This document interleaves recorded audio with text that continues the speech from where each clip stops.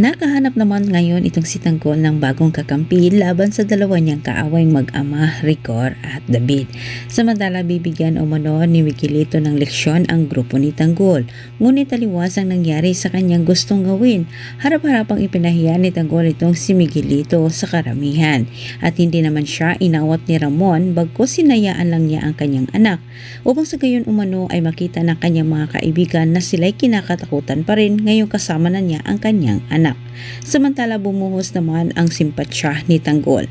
Nakakuha siya ng simpatsya sa kaibigan ng kanyang ama dahil sa ipinakita niyang gilas.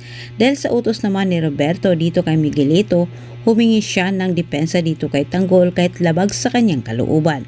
Paliwanag niya na wala umano siyang masamang intensyon sa pananakot niya kala Madonna. Sa kabilang banda, naglakas loob na itong si Marites na bumalik sa kanilang tahanan sa pag-asang maayos pa ang problema nilang dalawa ni Rigor.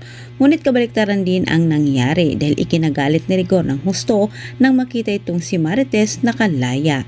Dito na tinapos ni Marites ang relasyon nilang dalawa ni Rigor. Napapahiya itong si Miguelito sa ginawa ni Tanggol at hindi rin niya ito matanggap. Nagbanta siya na may araw din umano itong si Tanggol.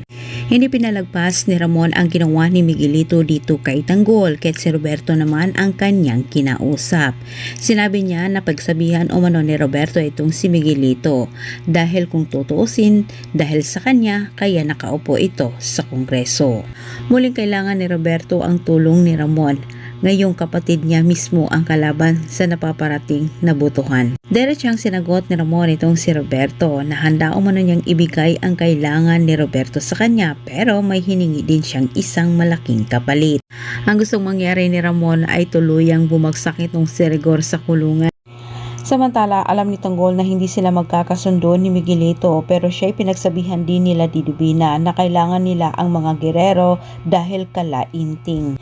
Pero sumabat naman itong si Don Julio na hindi umano nila dapat kakatakutan ang mga gerero dahil ang mga ito ay isang tauhan lamang nila.